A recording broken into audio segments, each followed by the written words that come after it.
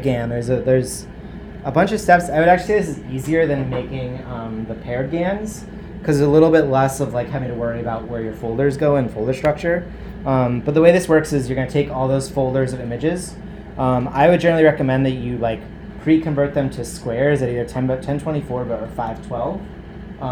Doesn't matter which one you do, because we're basically going to produce them into a set of 1024, 512, 256, 128, and further down. So it just depends on how big your images are. So I would use the dataset tools that I've sort of shown you. Those are going to go in a folder. I generally produce a custom datasets folder.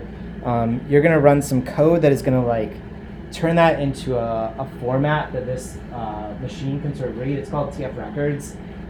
Don't need to worry about it. It just basically like simplifies how it understands all those images and can read from them. You're going to upload all that to your Paperspace machine. The thing about this particular model is instead of like, you know how in previous ones you would do train.py -- image set, like you would pass stuff in. This one you have to actually edit the file. So like we haven't really talked about text editors yet, but like basically we need to open that file, edit some lines of code, and then like save it. I'll show us how to do that. If you never play with a text editor, they're basically like editing in Word, but like a little bit nicer for code. I recommend Sublime Text. It's free. It like bugs you every like 10 saves or whatever, but it's like generally pretty nice. So I'll show you what line we're gonna edit. You then run this thing. So this is what the library. This is made by the people at NVIDIA. This is how long it says to train stuff. So we have one GPU. I'll say these are generally longer than like you would actually like than they actually end up being. But like this is why I wouldn't generally recommend that you train on 1024 by 1024 immediately, because I don't even know what that turns. That's made it expensive. Let's just say that. So like I will probably tell you to train at 128, which I think will take probably about 6 days, 7 days to train to finish. You'll usually be good after maybe 4 days, but I would say like train at 128 to start with, and then like if you like that model, like then try doing like 512. I honestly don't think you ever need to do 1024, because you can also put these in through like that gigapixel program and like scale them up, right? So like unless you absolutely have to have like the highest resolution possible, and you have a lot of money to blow, and you have 41 days to blow, like then you can like do the 1024. I've never done anything above 512, and I've generally found it to work fine.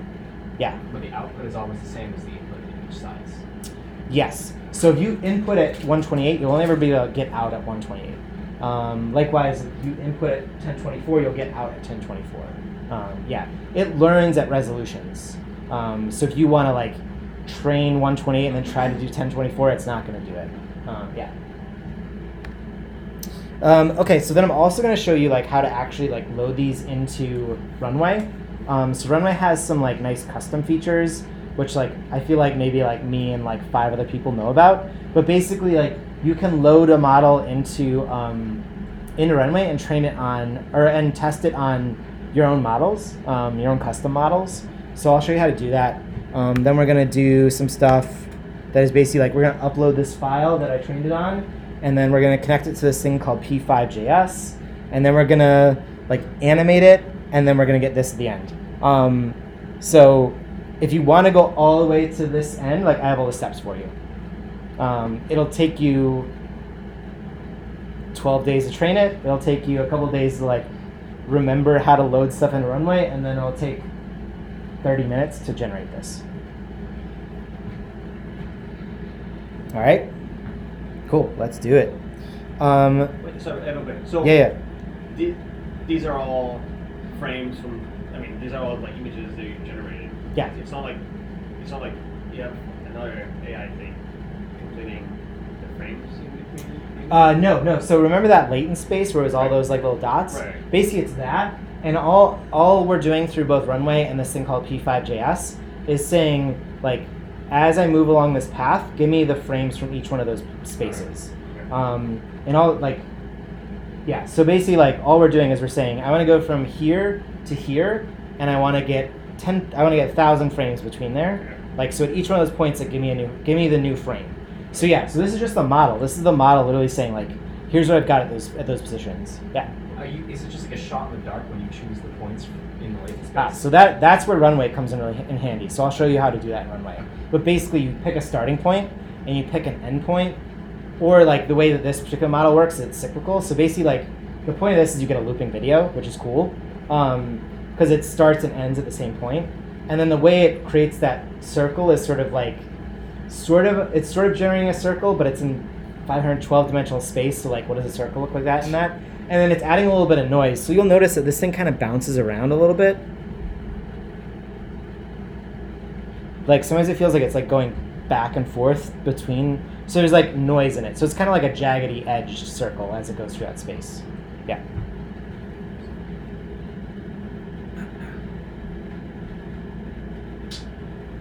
All right, so. I just had a question about Yeah, go for it. I don't know why. I thought it was like okay, so if you upload a video, you can generate the frames from that. Yeah. So you have like all the separate images, and then you would redo it, but make the frames into a video, right? No, That's a different model. So remember what that model is doing, where you're pulling apart a video, is it's comparing. It's looking at two images at the same time. It's looking at the first frame and the second frame. Then it's looking at the second frame and the third frame, and then it's actually guessing what the 61st frame is. Yeah.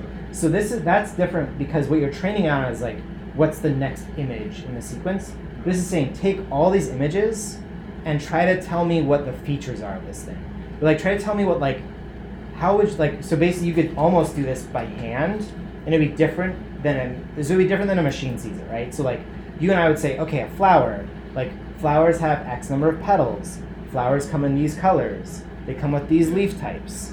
So like, that's how we would define the features. And then I might say like, okay, give me a purple flower that has 8 petals and a spiky leaf. What a machine learns is actually probably very different. It might still learn those colors. It might learn shapes, but also learns like, oh, there's like a stalk and then things come out of it this way. Like, so it just learns things differently than we might we might think about it.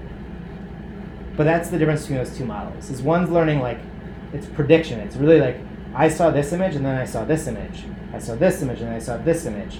So when I only get one image, what do I think the next image should be based on that? Right. Whereas this is saying like, here's a ton of images. How would you define this whole set? I was watching something like Elon Musk was talking about like the machine learning models for like training, like self-driving cars and stuff. Yeah. He said that like NVIDIA's approach is that they literally like Teslas have like millions of hours of recorded footage. Yep. Whereas NVIDIA is like generating, like they're synthesizing it basically. Yeah. Is that like is that what they're doing? They're basically taking a bunch of footage and then like generating. So there's also a thing like, that's a little different, because it's also that tends to be learning that is done in like a pass or fail kind of way, right? So it's like, you go up to it, like this is how they train stuff on chess, where it's like, you do a move and you see what fails, you do a move and you see what's successful, and like it sort of learns those patterns based on like what's successful and what's not. And then again, you get back different ideas than you would as a human, like the way we think. So my guess is that what NVIDIA is doing is it's sort of like, so that's probably what Tesla's doing, right? Like they're saying this time it crashed, this time it didn't, this time it crashed, this time it didn't. Whereas NVIDIA is probably actually saying like, what are the things it should see that will make it guess that it's going to crash, right? What does it actually see in those moments? So that's probably what's different there, is like you create synthesized images of like a human right in front of you, and they say, this is when you're going to crash, you have to hit the brakes now. Whereas the Tesla thing might be the reverse, which is like, you crashed, what happened? That sort of thing, yeah. So maybe I'm not explaining. This is also like a really hard topic to like, yeah. Yeah, also, there's a lot of this confused me, but, so how would, so the previous one we discussed, that was the predictive, Yeah. right? So how would the end product be different between the two if you feed the same, like, wouldn't they all kind of look like strange flowers that combine everything into So one? you know how the predictive one ended up like turning into like mush pretty quickly? That's because it like didn't really know, it didn't have a sense of like where, it only learned certain features as it animated, right? It didn't learn the entire image. So if you upload a video to this one, it would basically just spit back the video. The fish one you showed us, that was Yeah. predictive, yes? Yeah, that was predictive, yeah. And you can see what it learned is it learned motion, right? But it didn't really learn like what a fish looks like. Oh wait, did you show us a flower one last time? Yeah, I showed a Was flower that one. from this That was the level? predictive. No, the flower one was No. also predictive. So it's where it like opened and then it like just exploded. Oh, right, okay. And that's, so Okay, I again, get it's it, like, I get it it. learns how opening motion works. It learned that like, it goes from like a small bit of pink to like a lot of pink. And it just like kept repeating that, because that was the only thing it learned. Okay. If I loaded those sequences of video to this, all it would basically do is show me that same image. It would actually overfit. Because like isn't really that much difference between those image frames. So what like the features it would learn were basically like what you already see. Would it distort it at all? It might distort it a little. It would probably look like what the TV looked like, Okay. where it's like not perfectly flowered. Because like there's also a little bit of noise added into that, so it hopefully doesn't overfit. Oh. Like that's one of the things is like all these models are built to like hopefully not overfit, and one of the ways to do that is to like noisify the image a little bit, so it actually doesn't learn everything perfectly. And like yeah, so there's a thing called like dropout, which basically like you tell it to ignore a certain feature for a little bit, and then it like learns how to like reinforce other features. It's like pretty crazy stuff, but like basically that's the difference. Is like I feel like with the video, like it learns certain pieces of motion, and that's what it's supposed to learn because that's the predictive side. But like it doesn't learn the feature set basically. Right. I think I got confused because, unless I'm Because I do a mistaken, shit ton of flowers. Well, no. Because I think you showed. I think I that showed this at one. the Yeah, I end think I did show it So last. I Yeah. thought that was a different. I think I showed it because I was like, we're gonna learn this next week. Right, But yeah, that's the okay. difference. Yeah. Yep. Gotcha. Cool. Okay, so let me just quickly show you like the steps to getting a training set up. So basically, like again, I've like sort of pre-done a lot of these. So if I go here and I go into repos.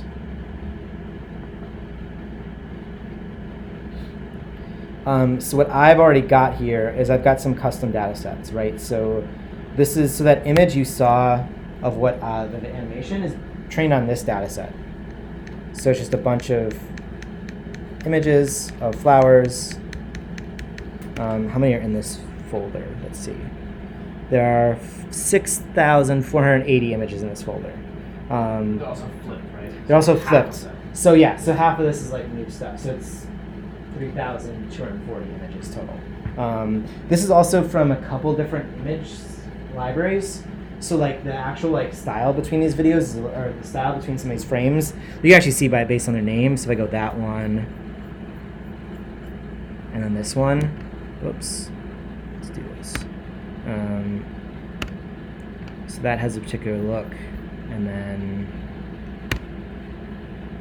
so like this one also has like some gray outlines, and this one has just like a bunch of other stuff. So like this is also a thing to know about the model, is you're gonna get some messiness because I uploaded a bunch of different images that are slightly different in style. That's why like I would say like my video is a little fuzzier than I would normally expect. Probably because it's also trying to like learn some of these other things, and like there's maybe not enough of content of that.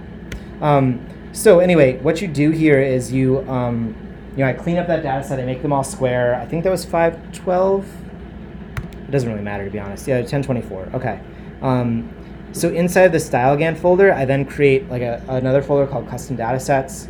I then upload that folder into this. And I should also say that you can do this step without needing to be on Paperspace. If you want to save yourself a couple dollars, like you can download StyleGAN to your local computer, and like you can basically build your data set like locally, which is nice because this doesn't require a GPU to build this. But basically, like the way this works is I need this image data set into like a file format called TFRecords, and this library has a way to convert those two. So I'm just going to pull it from here. So what I would need to do inside of StyleGAN,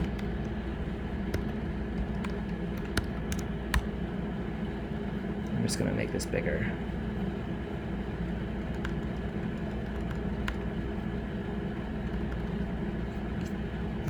So inside of StyleGAN, there's a tool called Dataset Tool. This is also really confusing because I have a thing called Dataset Tools, And so like don't get confused. This is inside StyleGAN. There's a particular file inside theirs. And then you pass it this thing called create from images. That just says I have a custom data set. You can download like other data sets from them directly, which are like that face photos, like there's some like other training, like I think there's a car set, like an animal set, whatever. This is just say I want to make a new set of tools from this thing. And then the first argument is what your new folder should be named. So I'm going to name this Mix Floral V2.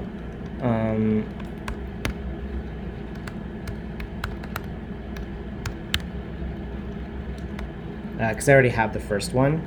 And then the next argument you pass in is like where's the file, where's the folder of images? And so this is going to be here. So this is, I want this one. And my path is here is actually wrong. That. So I think this should work. Let's just double check. So then I hit enter, and it's going to start producing these files. Oh, no images found.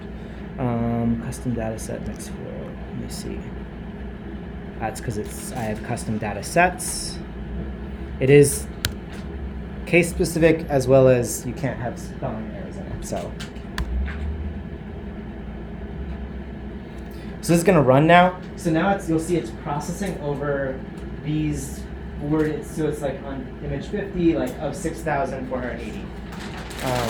So if you let this run, this is going to run for 10 minutes. It's going to produce all the files you need. I'm going to stop it, and I'm going to show you why, because it produces some very large files. So that already produced this thing, which I don't actually need. I want this one. So look at how big that file is.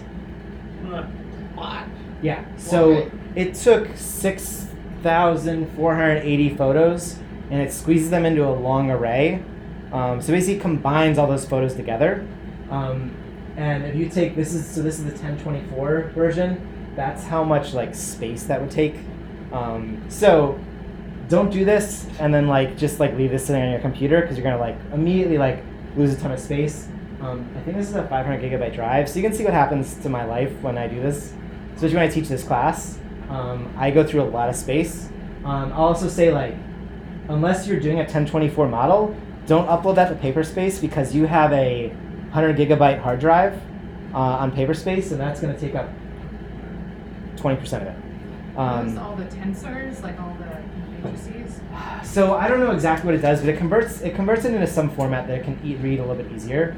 It might do that, or it might do an array of pixels. I don't know exactly what it does, but it does do something. Tensors is probably right.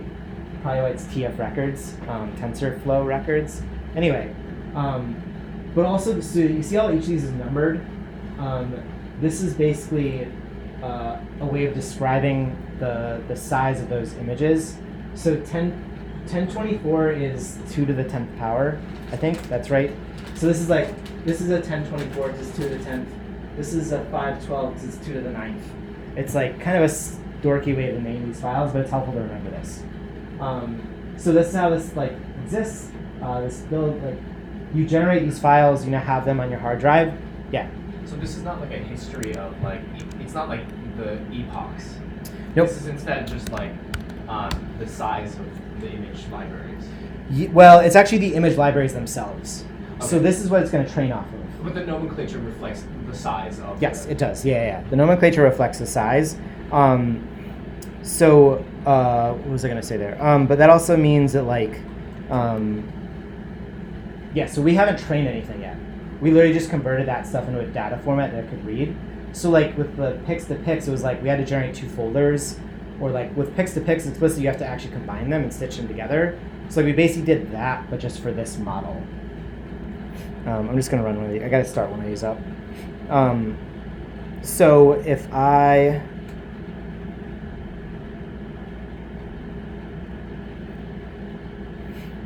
So basically, the next step is to upload all those files to your Paperspace machine. This is again why I recommend doing an FTP, because it's going to be a pain in the ass to figure out how to transfer those over otherwise. And again, also this is going to take time, because it takes I don't know how long it's going to take on anyone's like Wi-Fi to upload a 20 gigabyte file, but that's how long it's going to take. Let me see if I can open these real quick.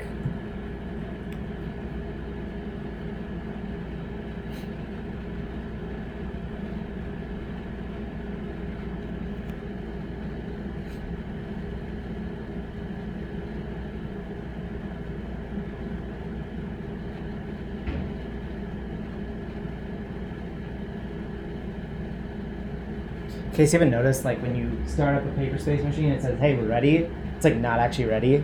Yeah. Takes like another like 3 minutes to actually open it from there.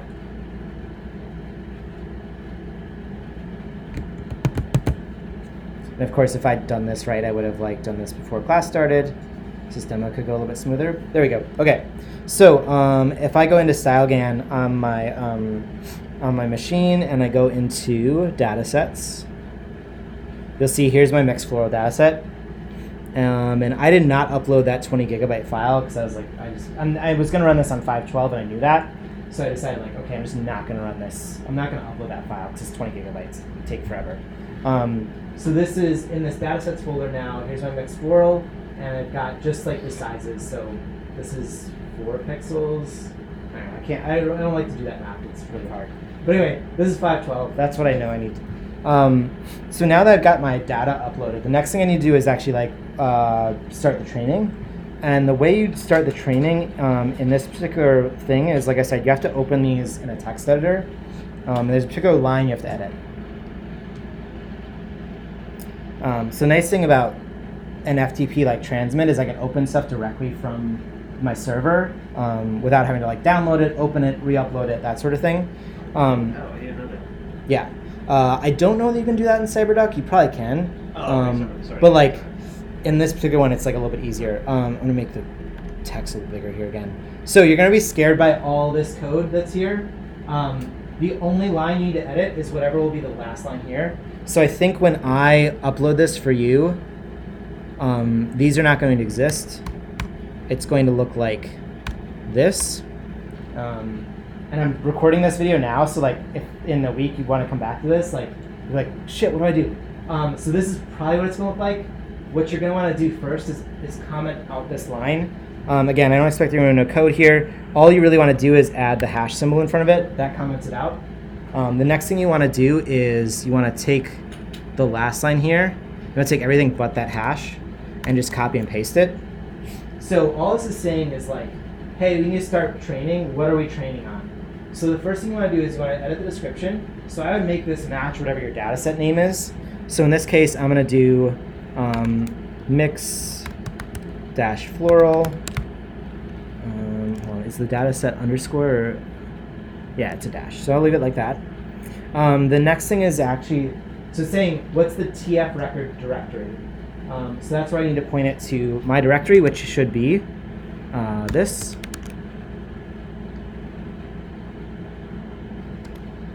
I'm going to do some crazy thing here because I need to double check if this is right.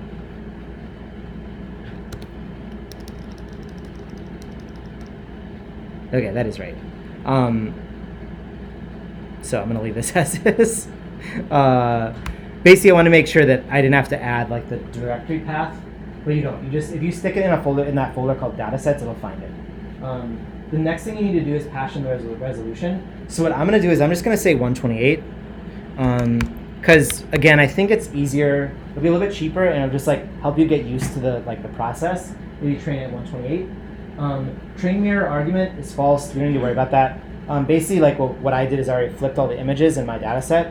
If I didn't and I wanted to train it on the mirror, I would set this to true. So if you are building a data set and you don't want to do that, like you can turn this on. I just always forget if this is on or off, and then it like becomes a mess of like, if you turn this on while you're also mirroring, it'll do like double the amount of images, and then it gets messy. So I generally, like, for me personally, I will flip them in my training set. That way I know like how many images I'm actually working with. Because if you're at that 750 range, like you want to be sure that you're getting 1500 or more when you like double it. So that's what I generally do. This last thing you should keep at -1 GPU. That's because we don't have multiple GPUs running. If you somehow have access to a computer that has multiple GPUs running, you can change one of these. But I would leave it at that. We don't need to touch anything else, but this is ready to go. So what I'm going to do is I'm going to save the file.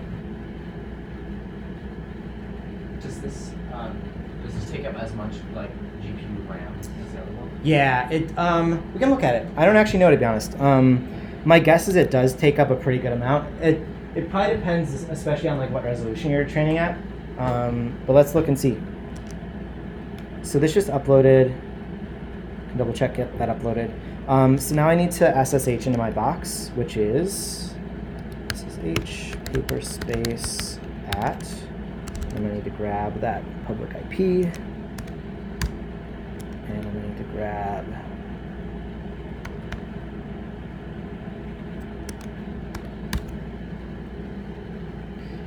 so if I ls, I'll see like here are all my folders. I need to change my directory into StyleGAN. And then ls, and you'll see those are all my files again. So all you need to do now is type in nohup Python, and then I believe it's train.py.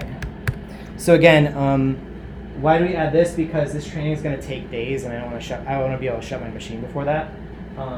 So we add the nohup so that way it doesn't close the connection when I shut my laptop or when I disconnect from the server. And then all we're doing is we're calling this Python command. So we don't have to add anything after this because we already edited it in that file. But that's it. I'm going to run this without nohup just so we can see what the output looks like and to make sure I don't get any errors. But this should just work.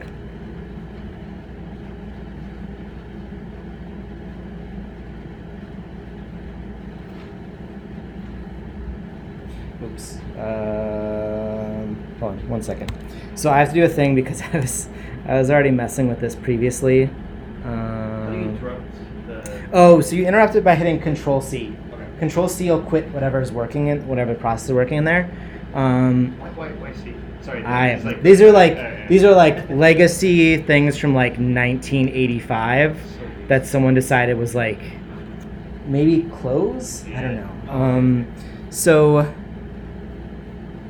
There's also a way to resume this. So if your like machine accidentally shuts down or something, there's a way to resume this. The way to do it is like pretty hairy, but I've got some documentation around it.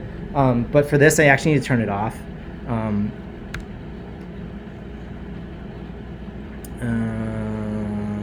think it's just fine if I just do that.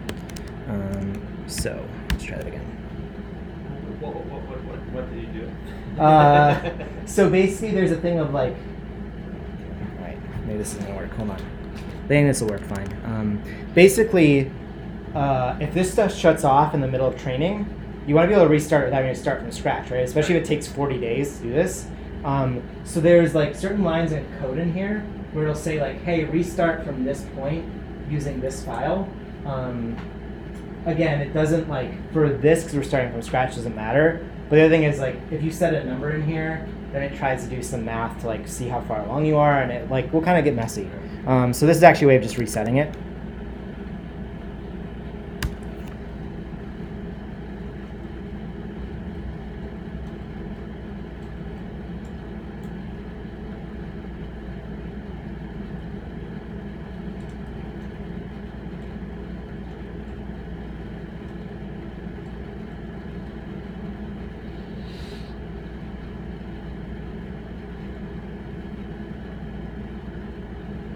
Still working here.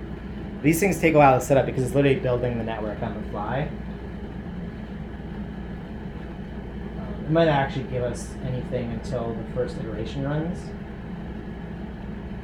But I can show you what it looks like when you do this. So if I go into, yep, here we go. Snapshot image grid. So it's basically building our images right now. If I go into results, you'll see that this ran a minute ago.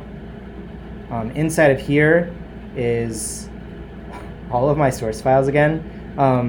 So again, these like things get pretty heavy, I would say. And then I think if I refresh this, it'll start generating images. So yeah, so this is a thing where it's generated. This is what the real images look like. So that's like a small set of real images. This is helpful for me because sometimes I'll like actually accidentally leave in a page that has text, and it'll load it in here, and I'll be like, oh shit, I have to clean my data set better. But anyway, this is helpful to see. Also, now that I'm seeing this, this explains why some of them have weird colored, like muddy backgrounds, because some of my data did too. So like actually when I look at this, I'm like, oh yeah, now I understand why some of the images look the way they did. This is what it starts off with.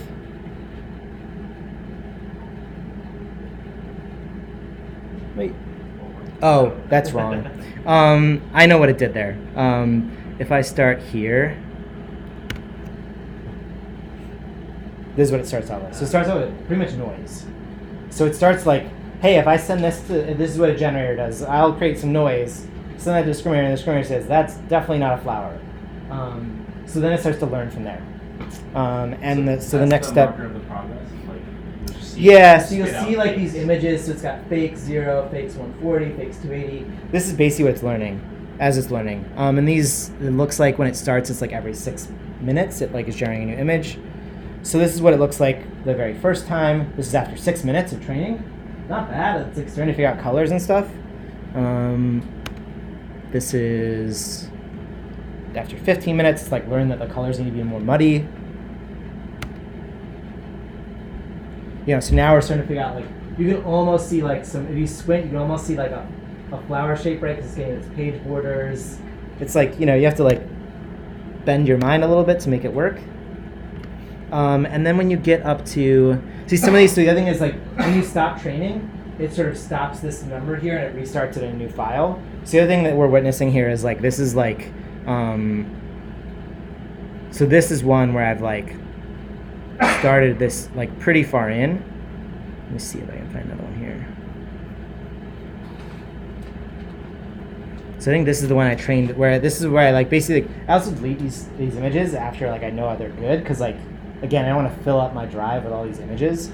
So this is probably like this is the 12-hour one, I think. So just so I'm clear. Yeah.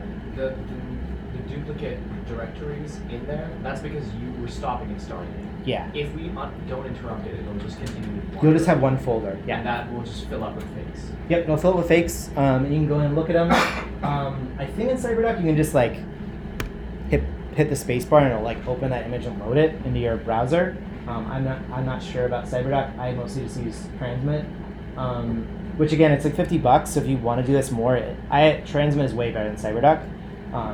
So it just depends on like how much money you want to put out. So you can also see like what's really interesting here is like, and this is something I've learned about StyleGAN. It generates these weird like little blobby shapes in places. They're kind of cool, but also like really alien looking, and no one really knows exactly what they are.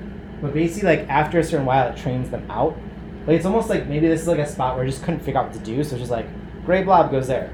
And then when you like are much further along in progress,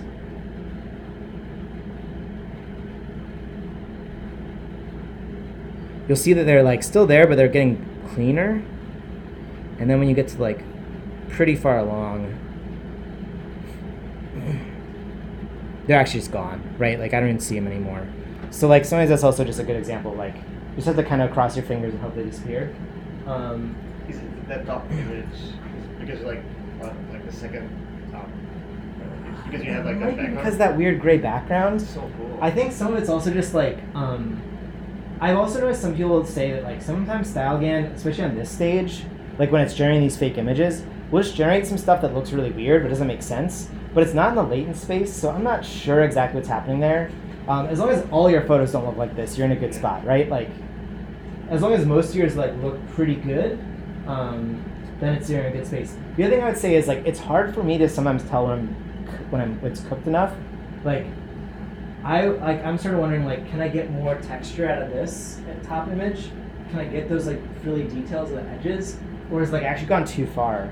So sometimes I'll let it train a little bit too far, and then I'll like look at it backwards and see like, okay, what's the good thing that I actually want of this?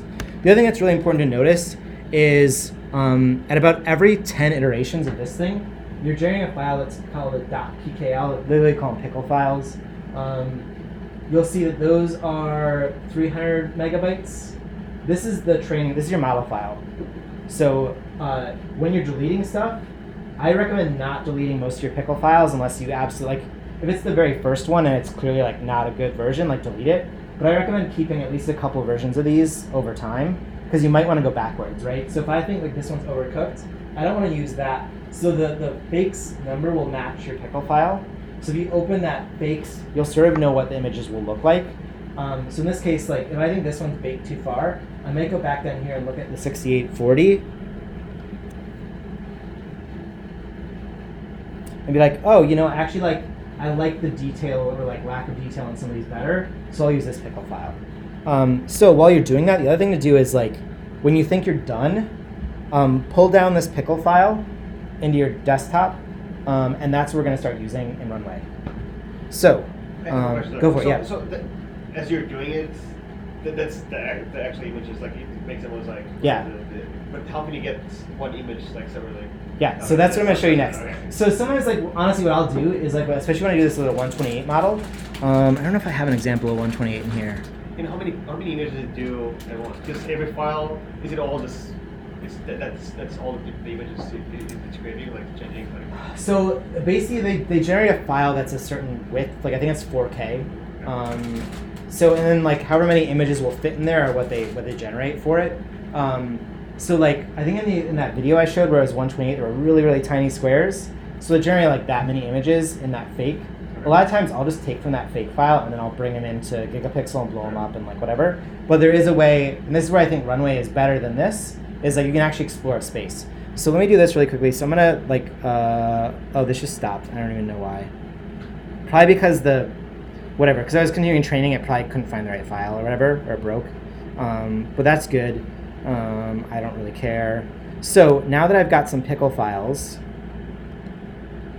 I can open Runway. So Runway, also the other thing about this is like you're gonna need, if you want to do the animations or also just run the Runway version, you're gonna need a GitHub account. So if you never mess with GitHub, it's fine. There's like 2 steps to GitHub to do what you need to do for this. The first is you need to make an account. The second is I give you this URL, which is like the repo. This is like where all that stuff lives. This is actually what I installed on your machine. You're gonna click this little fork button. That's gonna create a version for you in your GitHub account. I have this all listed out because this is like kind of detailed stuff that you don't necessarily worry about just yet. Once you fork it, you're then gonna clone that file to your own desktop.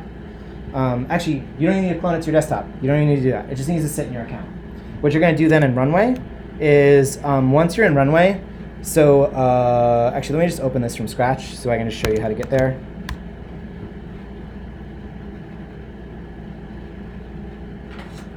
In Runway, you'll browse models. And at the very bottom here, I'm actually just going to delete this one just so that we can so I can do it from scratch and show you how it works from scratch. So when you go to models, you'll see down here at the bottom there's a from new model or create new model from GitHub. So because I'm already linked my Runway account, my GitHub account, like I don't need to go through extra steps. You might have to, which will be like you'll have to like OAuth into GitHub, like put in your username and password, whatever. You'll also then only have one repository, which will be called StyleGAN. So you'll do that create from model. You'll click StyleGAN. You'll then click next, and you'll give it a name. I generally give it like a name of like my initials StyleGAN because there's also a StyleGAN model in Runway already, but you need a custom model to be able to load a file. So like just give it something like so you know it's yours and not the Runway model. Then do create. Go to model. And then when you do that, there's going to be a thing in here called files. That's interesting.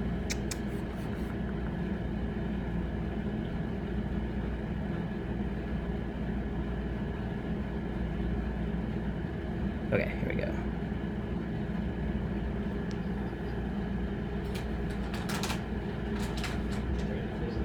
Did I just break this?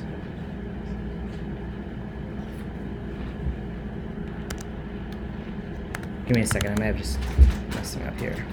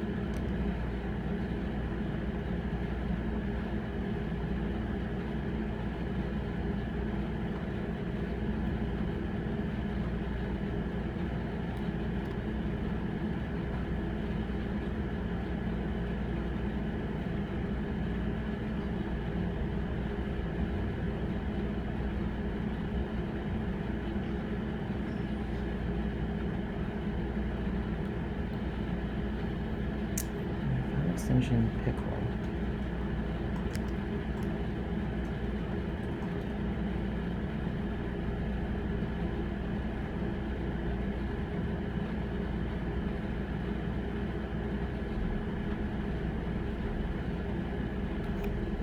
I just have to wait for this to finish. Let's see.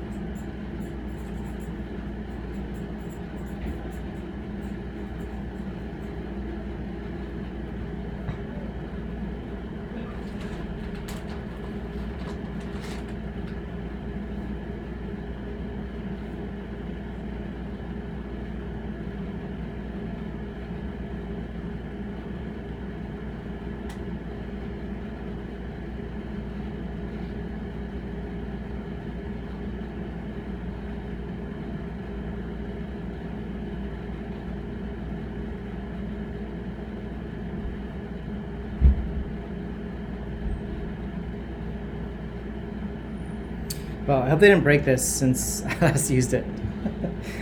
You know, using beta software is sometimes tricky.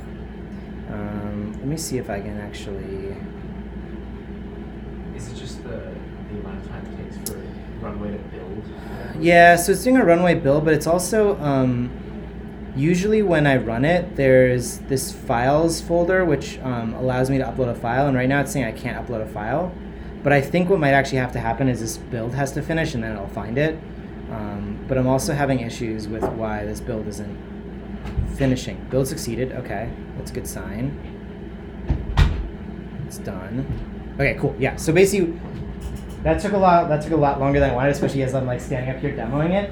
But basically when you upload that model, it's gonna do a first build. It basically needs to build the whole system behind the scenes in Runway.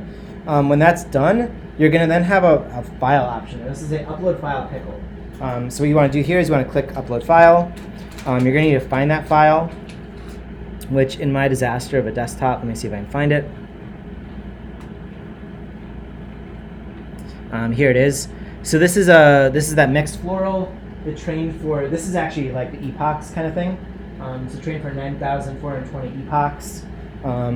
That's the one I want to open.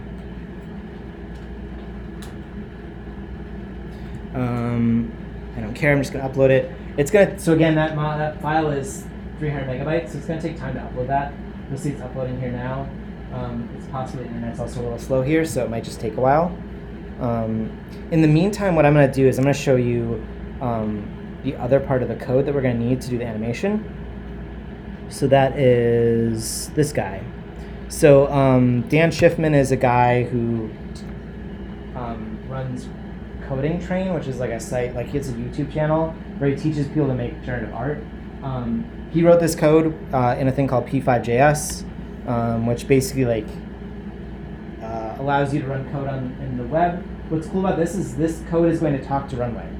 So if you do it on the same machine on a local network, this code can talk to Runway, and you can basically pass things back and forth between it.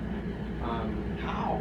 Because it's on a, so basically every machine you're running is basically has a little network inside of it, Right. and basically they can talk to each other.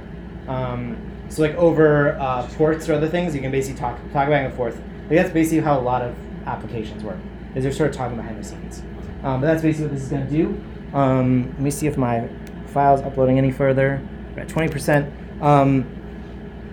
Well, actually, one thing I can do is let me just actually do this through the built-in StyleGAN. Because you can still do this. It's just you can't do it with my custom model yet. But if I go here and I go StyleGAN, so you'll see like, here's my custom version. Here's the version that already exists in Runway.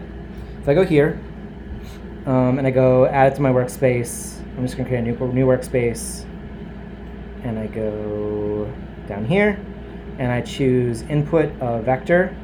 So again, think of vector as not as like a vector drawing application, but as a single point in space that has a coordinate. Then I want to pick one of these models. So let's pick landscapes. So I need to run this.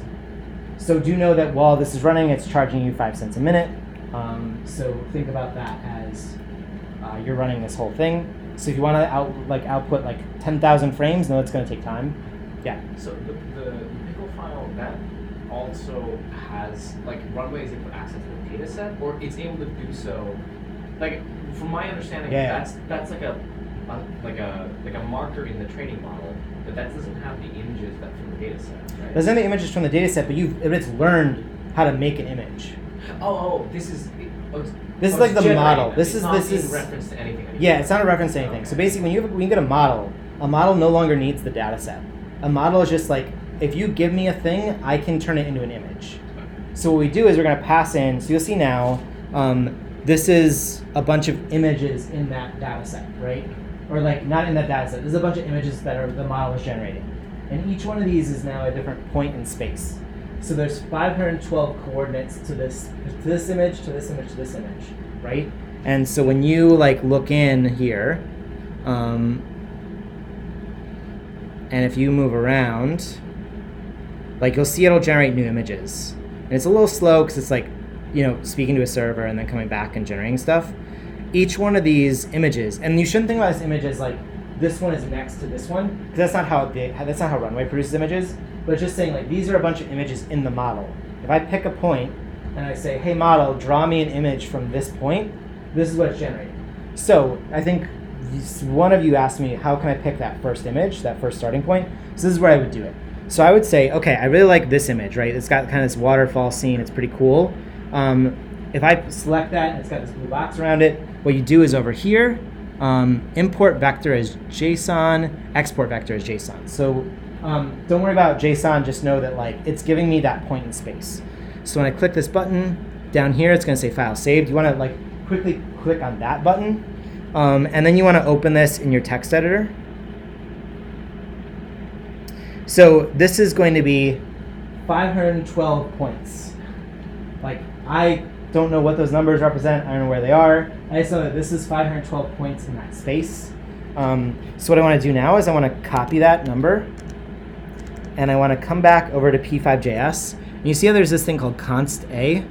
So if I look for this bracket and I try to find its end bracket, it will be, it's really 512 points, very, very deep. It'll be here. So I want to select all that, and then I want to paste in my own image. I want to paste in that vector that I had. So now I've got my own vector in here. So now it's going to say start at that image, and then there's a bunch of code down here, which again, like, I don't want to teach you guys code because like this is going to be kind of crazy. But I will basically say like it's drawing a circle or like a pseudo circle in that space. This is just saying like, so 2pi, if you remember math class, that's like helpful to like, that's a circle basically. And then it's saying I want 24 frames times 60 frames. So this is going to get you a minute-long file. Yeah. Is the code above it the random function? It is kind of the random function. I think it actually goes, yeah, so it's actually down here. There's like a noise loop that generates like some noisiness to that circle. Yeah, if you know how to read like processing code, like you might be able to decipher some of this stuff. Okay, so now I've got my starting point. I know it's going to go in a kind of circle, and I know it's going to generate. So I actually figured this out. This is 24 frames per second times how many seconds I want it for. This is a minute-long video. I also know that there was another thing in here called distance. Diameter. So if I find diameter up here, where's diameter? Where's diameter?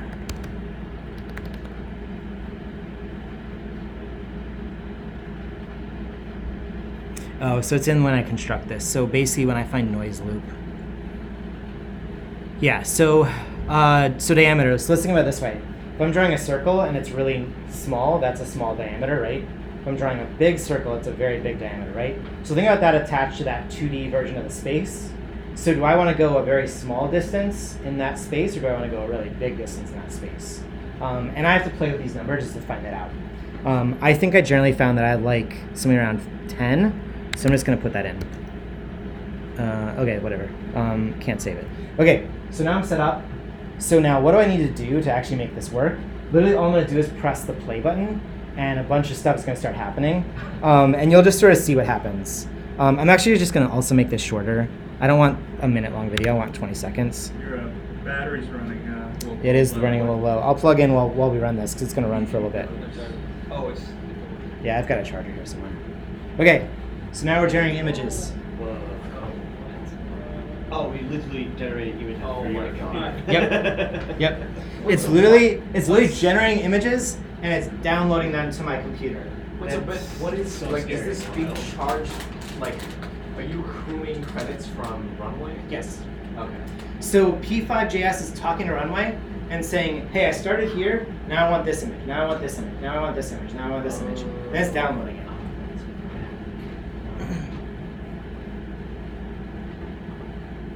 But why do we need Runway to do that? Because to do it directly in the Paperspace code is like really a headache. Like I couldn't wrap my head around it until I saw what Dan wrote, which is a little bit easier to understand. Because like this is drawing a circle in that space, which is like kind of mind-bending to me. But like he wrote the code to do that, whereas like to do that in the Paperspace version, you have to like, how do I draw a circle in Python? How do I like change these numbers? So like there's just really nice, simple way to do it. It's a little bit more expensive because it's through Runway, but it's like a thing. Yeah, so like this is talking to Runway. So just sorry. If I just yeah, go sure ahead. I got this right. So but right now we're just using like a dataset that's part of Runway. Yeah. But the thing you're doing before is going to take a few minutes. Yeah, we can actually check and see if it's ready. Yeah. So like okay, so how many total images is this? 24 times 20. Okay, so I'll let this run. Let's see if that other file is uploaded yet. Models, my model, files. It did upload. Okay. So I'll let this run because actually this may be fun. I don't know. I might like dump this into a style transfer and see what I can do with this video. I'll also say this is making a total mess of my downloads folder. So like when I go to my downloads folder, I mean my downloads folder is already a total mess, but like this is what it's doing to my downloads folder.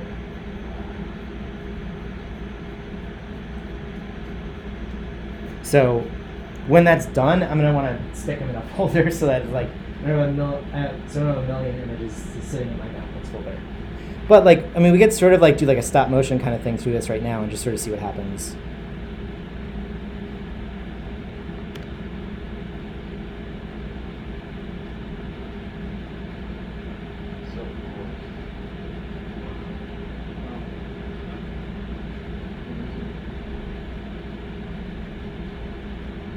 Yeah. You came like a Monet for a second. Yeah. I mean, the thing is, like, if you train it on a bunch of landscape photos, like that's a wide range of stuff that can happen there, right? I'll also say, like, I personally find this a little big in terms of like the jumps between each step are like kind of big in my particular taste. Like that to that is like pretty big. Does that change if you change the frame rate? It does. So frame rate affects it, but also that diameter function also affects it. So if I made that diameter smaller, it would move in a much smaller space. So I'd get more frames per like movement, basically. So if you gave it a giant diameter, it would like there's a chance that it would run to the extremes of the model. So the extremes of the model are -1 to 1. So it's only ever gonna get like it's gonna be bounded within that. Back on itself. Yeah, it would probably fall back on itself. Is my guess. Yeah, that's probably the right way of describing it. If you made it 60 frames per second, would that also do the same effect? Yep. Well, it would basically like give you a tighter range, or you would get more frames per distance, right? More incremental between. Yeah, so it's like. Would it be a similar thing to that, or? No, probably not. The diameter changes how big that space is moving. The frame rate changes how many frames you're getting in that space. Oh, okay. So if you kept the same distance and you said I want more frames, you'll just get like closer distances between Right. frames. So yeah, that's another option. Is like maybe I would like increase the length or I'd increase the frames per second, those sort of things. Let me see how I'm doing here. So I'm done. Oh, it is done. Okay, cool. So now that this is running, so let me actually do this. Let me stop this model.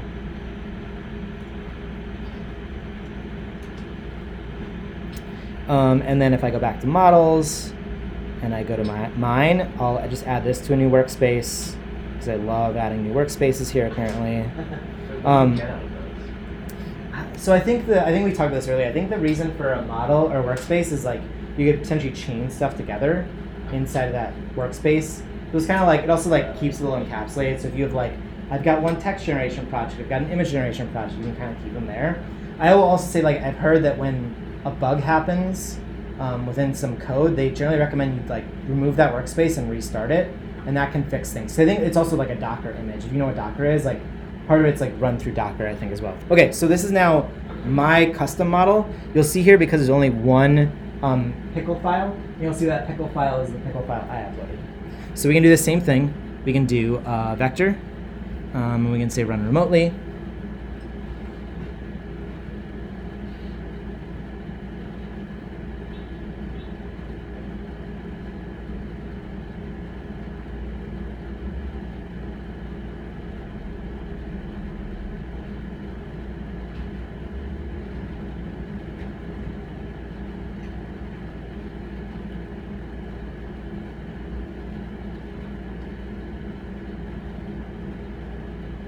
Okay, pretty well. Okay, that dataset with the mountains. There were like a bunch of different photos that don't look anything alike. Yeah. Right. Yeah. They still generate a bunch of like mountains in the sky. Yeah. Yeah. Real. I mean, they probably uploaded 5,000 landscape photos to it, so it like learns a lot in that, right? Okay, so this is that model that I uploaded, and then you'll see like it generates some images here.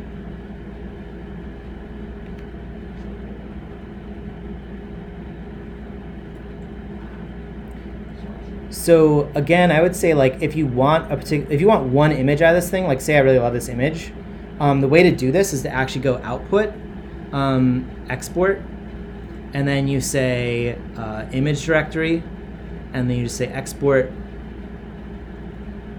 I think I don't know why it doesn't auto stop it for whatever reason, and you just hit stop export, and it's going to say save the file. Then I open this folder, and inside of here is an image. And that's the image that I can then like do stuff with. So like one thing you can do is playing in Runway. Some things you can do is like if you want images that are a little bit like closer to each other, you can change this neighbor similarity to like 0.3. I think this will redraw everything. Let's see. Let's say regenerate grid. So you'll see like these images are a little bit closer to each other. The way this thing actually works, I'm not entirely sure. The other thing you can do is you can maybe play with truncation a little bit. So I actually don't know I don't know what all of these things do, but we can just sort of see what happens. What does truncation mean in English? So also truncation is specific to like this model, and that basically one of the ways it solves for getting good resolution is like a thing called truncation, which is like cutting off. So it cuts off at a certain place. I don't actually know what this does, to be honest. I just know it's like a thing you can play with. So here's a good example of like, okay, now that I've changed the truncation and the neighbor similarity, like these images starting to feel a little bit closer to each other, right? Like they sort of look like they're from the same sort of like space. So when you go to P5 and then input your settings, that will be adopting those truncation and neighbor. So I actually don't think that's true. I think inside of P5, there is, so here is actually where it sets truncation. So you'd have to mirror those settings. You'd have to mirror those settings, yeah. So basically like, the way this is working is like, this is talking to the network in this GUI, but there's also a network tab where you can actually like, where it's actually doing the talking to each other. So I actually kind of like, I thought that the 5 was kind of good. Let's try that. I think, let me try crank up the truncation a little bit. So, sorry. No, go for it, yeah. So how many like it's just generating new images from that file that you ran, like on the machine? Yeah. And how many can generate as many as you want? It can technically generate an infinite amount of images. At some point, like images are gonna be like so close to each other that they're gonna be like finite differences, right? But that's not to say that like it's still not like there's still different images, but they're like to you and I they might look really similar. Yeah. But so this like grid is generated. That is a two-dimensional representation of latent space. Like so basically, what are the axes here? So the axes, as I understand it, is nothing in this grid. In this grid, what it's trying to do is it's actually trying to give you a good range of different images. So the point of this grid is actually to give you like a sense of the space, not to give you like the actual like the spaces. Okay, so it's not to like give you a if I latent go sense. left, I'll see more of the same. Right, exactly. I don't think that's how it works. In fact, I'm pretty sure like the algorithm that draws this thing is like very different than like the way we would imagine the space to be. Okay. Yeah. And how can you? Is it easy to go back to like that image right now? You like start moving around. So I think it stays static, Okay. but it tries to reload. Like it's also like clearly pretty slow to try to reload these images. There's so many. Yeah, it's crazy. So many. But there are so many images, right? Like so I could spend like They look amazing. It's crazy. yeah. So I could spend all my day just like digging around in this space and like outputting some of these, right? I want to find something really different from my previous video so I can actually do something different. Let's crank up the truncation. I feel like you need an entire like separate class about how to discriminate. Oh, totally. Yeah, totally. All right, I kind of like this one. It's like got like a weird, like almost fiery thing going on. Ooh, actually, this one. Yeah, let's do that one. Okay. So export vector is JSON. I go here. I've got this file. I open it in Sublime Text. I've now got a bunch of. This is all the vector data for that particular image. Let's go back to P5. I need this starting here, all the way down to here. I want to paste. And then let's do something a little different. Let's say, okay, this time let's say I want a minute-long video, which was here. So I want a minute-long video, and let's say for the distance, for a noise loop, let's make it a little bit tighter. So let's say 6. Also, before I do this, I'm gonna go back and clean up all these files. So this is landscapes, 10, diameter 20 seconds. So this is generally how I name stuff, just so I remember like what were the settings I used.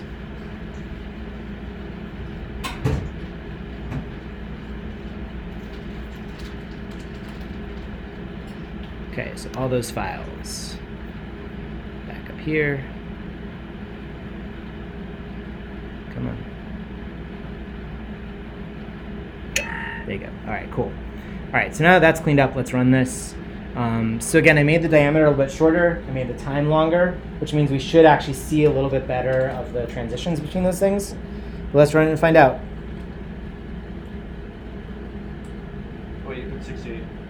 It's gonna be 6 to 4 minutes. Yeah. Oh, wait. Yeah. So you see how like now Oh, it's like wow. the distance or like the transitions are much closer together. That's rad.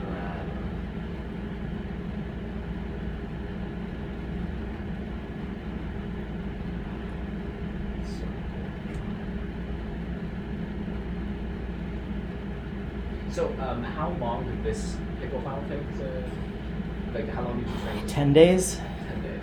10 or 12 days, something like that. Yeah. So, I did the math on this the other day, or like I was teaching a class, or I was actually like at work. My main office is in Atlanta, so I went down there and showed some designers what I was doing, and I did the math on this. That's how much money I spent to make this model. So, you know, Worth it. is it worth it? I mean, I think it's pretty cool. If I can Yeah, it's awesome. can I get someone to pay me $250 for this video? Like I'd be Yeah. done. Make a $25 profit off of it. But like the other thing is like with this model now, like I can also do prints out of Runway, right? So I can take those individual files, output those, make prints of them. This is now the second version. This is the second video I'm doing with this. So you get another video. Like honestly, like you could produce infinite amount of videos out of this thing too, doing this exact same process. If I were gonna like really try to like cut down my costs, I probably wouldn't do this through Runway. I'd figure out how to do it in the Paperspace model. But like don't know, whatever. This is probably costing me $1 to run Runway, right? So like it doesn't really matter that much. The Runway is just being used to evaluate the latent space and generate the images after the model has been Right. made. So I use Paperspace to generate the model or to train the model. Okay. Then I use Runway to be able to look at the space in a much nicer way than like Paperspace could me. Yeah. So what was that calculation? That's 12 days times 24 hours 24 times hours the times- hourly rate of Paperspace. So Oh. Paperspace costs 78 cents an hour. So like that's the total cost it took me to train the thing. Got it. Yeah. And that might not be realistic. It might have been 10 hour. It might have been 10 days. Like And this is a 512? this is 512. Yeah. And I'll say like I bet I could train this a little bit longer and get different details out of it. Better. So good.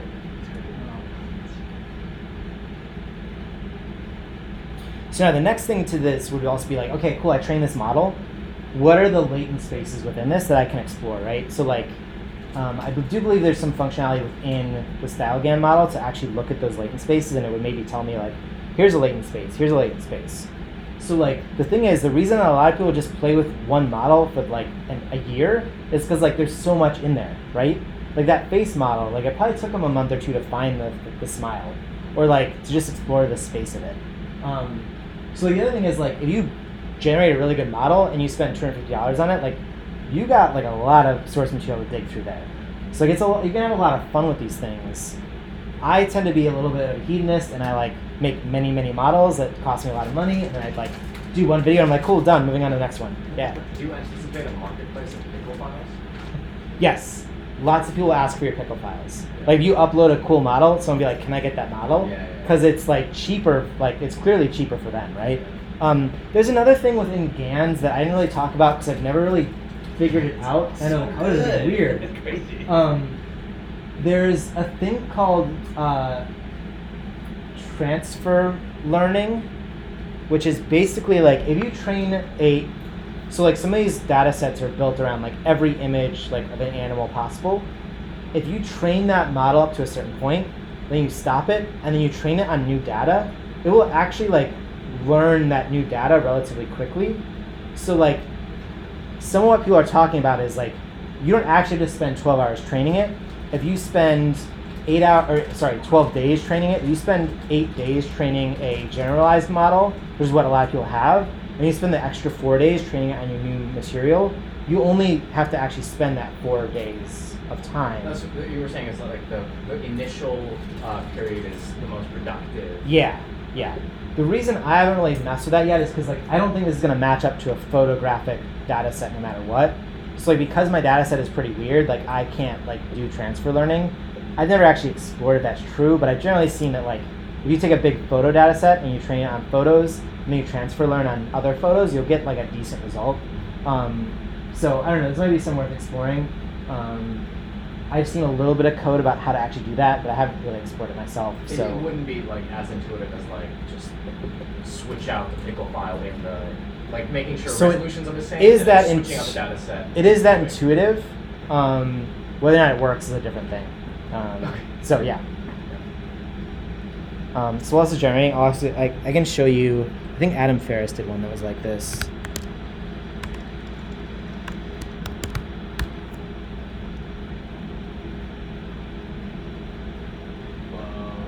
So this is transfer learning. So here's what I think he said. Flower people appear in an early stage of the training because I made this model by lobotomizing another model that had been trained on portraits. So here's a case where he's trying to train flowers on people's faces. So there's a face, right? Like you can see it. You can see it sometimes. And that's because it's learning. So it's still learning new features on top of the old model. So basically, like, because of petals can kind of sometimes look like smiles or eyes. It's basically like there's no new feature here that I need to relearn. So it's just like, okay, cool, like I got that old feature, now I'm gonna pick up on new things. Why do you look like cats though? So someone might also have cats. I mean, who knows what this is built on. It's so weird.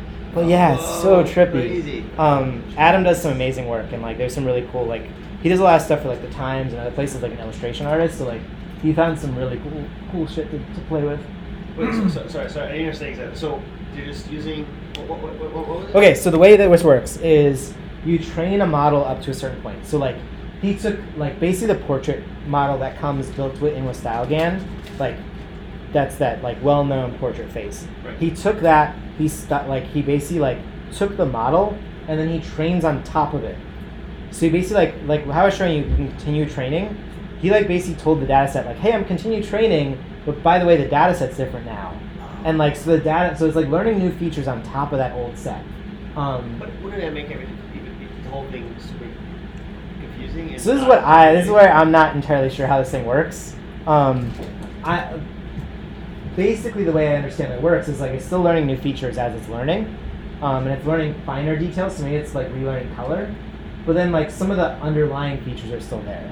So again, because this is photographs, it was trained on photographs of faces, and it's trained on photos of flowers. It still understands like photographic detail a little bit. Yeah, this is unreal. I was actually gonna ask him. I was like, hey, how did you do this? So maybe I'll bug him later. But yeah, holy shit. Also, was that like a 3-minute long video? Like that thing kept running. I think it looped. Did it reloop? Yeah. Okay, all right, cool. You should get the pickle file for that. Yeah. Would that like produce the, I mean, is that a thing? That you Yeah, can totally. do, like- Yeah, I mean, it's a pickle file. It's encapsulated, right? So everything you need to know about that model is in that pickle file, which is why like those are really helpful. It's helpful that it's only 300 megabytes instead of like 20 gigabytes like the other thing was. So and you can think about that as like, think about like the images that I'm producing here, right? Like there's a lot of data in here that's overlaps, right? So like with 6,500 photos, like the actual amount of data in these edges is pretty low. So like it's basically compressing, like as it learns features, it's compressing that stuff down. So it's a much smaller file, right? It's 300 megabytes to describe the space, rather than 220 gigabytes to define each image. Yeah. What is this? It looked like you had an interesting flower thing next to the. Yeah, he's got a bunch of cool stuff. Okay, so I'm going to be generating photos for an image for a while here. Okay, really quickly, while this is running, let me show you, there's code then to also turn this into a video, right? So I've got a bunch of static images here.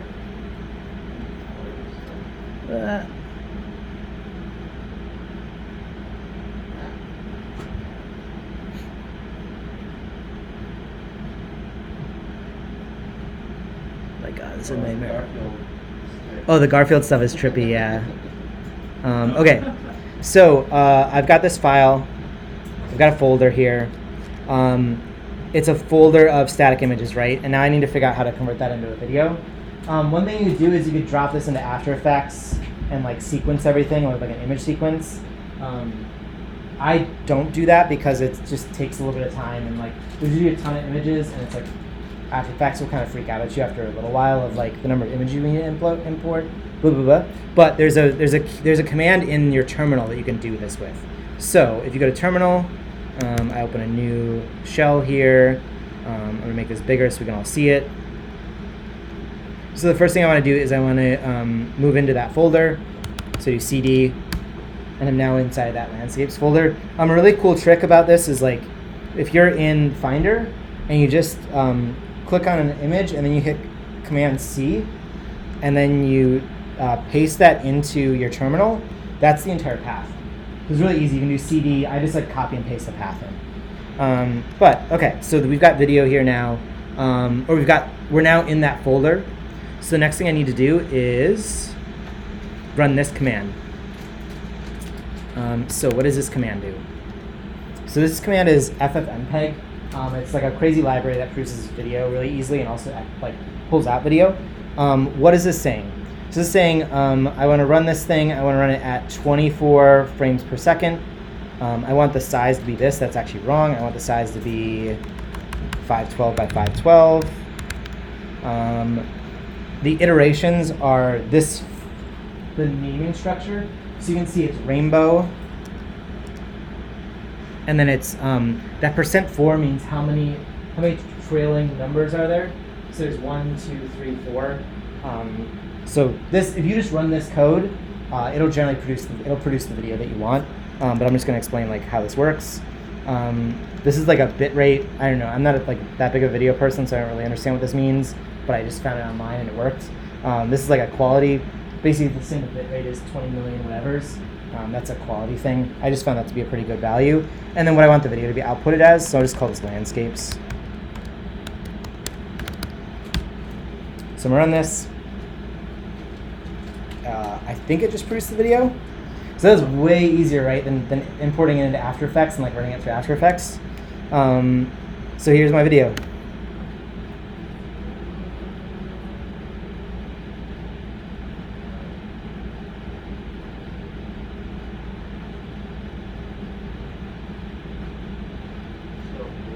Well, I don't know what that crazy color thing was. Did you see that? Damn, it's 20 seconds. Yeah, okay, yeah. So that was it. So this. You can't do one with the flowers you already have. Or you have to wait till you do I could do it with the ones I already have. Let's see it. Let's just see. Yeah, let's do it. So that is back in my downloads folder. So let's call it mixed floral. The diameter was what, 6, 8? Diameter was 6. So let's say 60, and it's a minute long. Okay, so let's grab all these. I don't want that guy.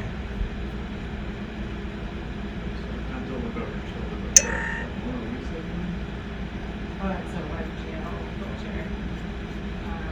So, oh, okay, so it's like for. It's like It's GL. 3JS.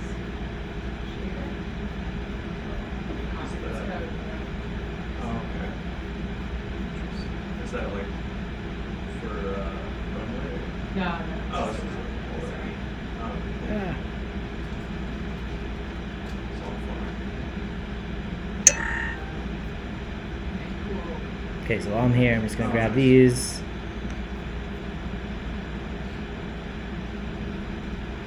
God, this folder's moving while I'm trying to drag into it. No, it's all good. It's all good.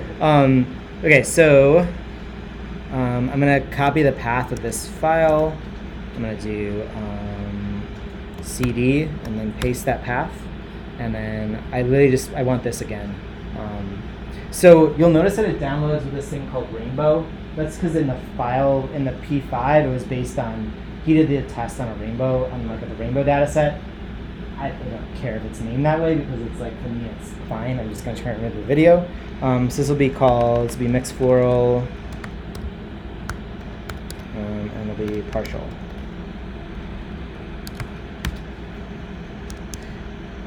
And now it's sharing all this video. It finished in like 5 seconds.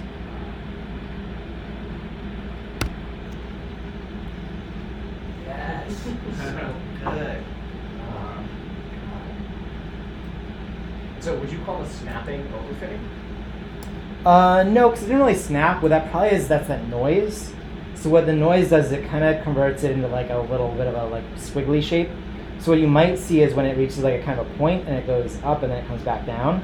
The other thing is like sometimes it's not necessarily overfitting, but it's like things are just closer to each other in the way that it figured out the features. So then it's just like sort of moving a little bit in a closer space. But you'll see like this one compared to that landscape one felt really fast. Yeah.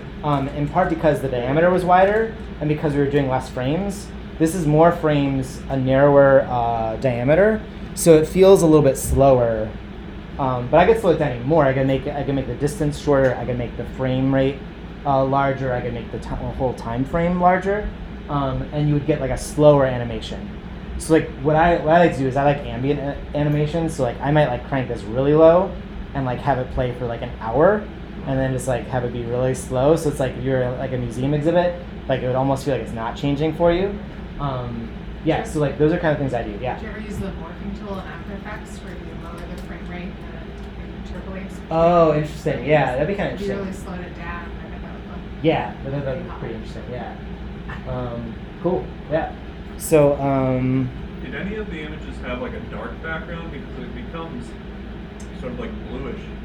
Yeah, so I think what we saw in some of the training set was that like there are some that have like a grayish blue background in some of the images. So I'm assuming that's where like some of this stuff is coming in. But I don't really know. Like it's kind of interesting. Like I would have to dig into the data set. So the thing is like you were asking like does it memorize images? Like with 6,500 images, like I'm never gonna look and see. Like right? Like I could go through these frames and like look at every image and be like, is it this one? Is it this one? Is this one? It'll probably be one of them, but it won't be the same. I mean, but either way, like the thing that is like the most beautiful frames of it is Yeah. the one that don't look like a flower. Exactly. So, Yeah. Like I love this one that is like a square. Yeah, the space is so cool. Like what the hell happened there? Yeah. It's just a landscape. Like I don't know. I mean, maybe what it learned is it learned. So some of them were on squares. So it learned that it can be a square, but then it decided to like paint leaves in those squares. Like that's just such an amazing image to me. It's so good. Yeah. Awesome.